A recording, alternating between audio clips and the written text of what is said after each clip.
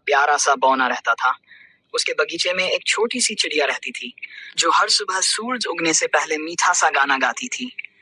उस गाने को सुनकर बौना बहुत खुश होता और बदले में चिड़िया को रोटी के टुकड़े डालता। बौने का नाम मंगू था और उसे चिड़िया का गाना बहुत पसंद था। एक दिन कुछ अजीब हुआ। मंगू बाजार से कुछ सामान लेकर लौट रहा था कि अचानक एक काले बौने ने उसे पकड़ लिया, बोरे में बंद किया और अपने किले जैसे घर में ले गया। जब मंगू को बोरे से निकाला गया तो वह खुद को एक अजीब से महल में पाया। काले बौने ने कहा, अब से तुम मेरे रसोइये हो। मुझे जाम से भरे केक और बादाम पिस्ता वाली चॉकलेट्स चाहिए, अभी बनाओ। बेचारा मंगू दिन रात बस मिठाइयाँ बनाता रहता क्योंकि उस काले बौने को और कुछ पसंद ही नहीं था। मंगू को यह सब बहुत अजीब लगता। एक दिन उसने हिम्मत करके पूछा, आप कौन है मालिक? काले बौने ने मुस्कुराते हुए जवाब दिया, अगर तुम मेरा नाम बता सको तो मैं तुम्हें आज़ाद कर दूंगा, लेकिन तुम कभी मेरा नाम जान ही नहीं पाओगे। मंगू उदास हो गया क्योंकि उसे बाहर जाने की इजाज़त नहीं थी और न ही किसी और बौने से मिल सकता था जिससे कुछ पता चल पाता। एक दिन जब काला बौना बाहर गया और दरवाजे पर ताला लगा गया, तभी मंगू ने अपनी चिड़िया की आवाज़ सुनी, वही गाना जो वह रोज गाती थी। प्यारी चिड़िया, मंगू खिड़की से बोला, मैं यहाँ हूँ, क्या तुम मुझे ढूंढ रही थी? मुझे यहाँ कैद कर लिया गया है और मैं तभी बाहर निकल सकता हूँ जब मुझे इस काले बौने का नाम पता चल जाए।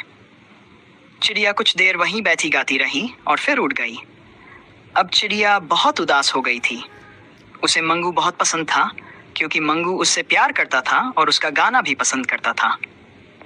चिड़िया ने तय किया कि वह मंगू की मदद करेगी। अगले दिन जब काला बौना किले से बाहर निकला तो चिड़िया उसका पीछा करने लगी। आखिरकार वह एक घर के पास रुका जहां दरवाजा खोलने आई एक काली बिल्ली जिसकी आंखें हरे रंग की थीं। काला बौना कुछ देर वहां रुका और फिर चला गया। चिड़िया जाने ही वाली थी कि उसने काली बिल्ली को कुछ गुनगुनाते हुए सुना। यहाँ गाना नहीं दिया गया, लेकिन हम मानते हैं कि उसमें रहस्य छुपा था। चिड़िया ने ध्यान से गाना सुना और उसे याद कर लिया। वह जल्दी से उठकर वापस किले के पास गई। अगले दिन जब काला बौना बाहर गया, चिड़िया ने फिर से वही गाना गाया। मंगू ने उसकी आवाज़ सुनी, खिड़की पर आया और गाना सुनकर चौंक गया। उसे समझ आ गया कि चिड़िया उसे कुछ समझाने की कोशिश कर रही है। उसने तुरंत कागज़ और पेंसिल ली और गाने के आधार पर शब्द बनाने लगा। पहला अंगूर का, अ। दूसरा सेब का, ये। दूसरा अनार का, नन। तीसरा टमाटर का, अ। तीसरा जामुन का, म। चौथा लीची का, ये। चौथा नारंगी का, चौथा खुबानी का, अ। पहला मेरा, दूसरा उनका, न। तीसरा हमारा, अ। दूसरा आम का, तीसरा आड़ू का, ऊ।